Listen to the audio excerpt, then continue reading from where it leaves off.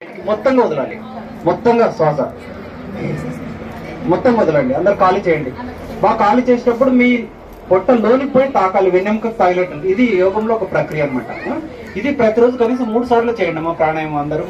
దీనికి టైం లేదు అన్నదండి. దయచేసి మీరు ఇచ్చేటువంటి దక్షిణ ఇదే, మీ సమయమే. ఫస్ట్ సమయదానం గురుగారు చెప్పేది. లో జలం తీసుకోండి.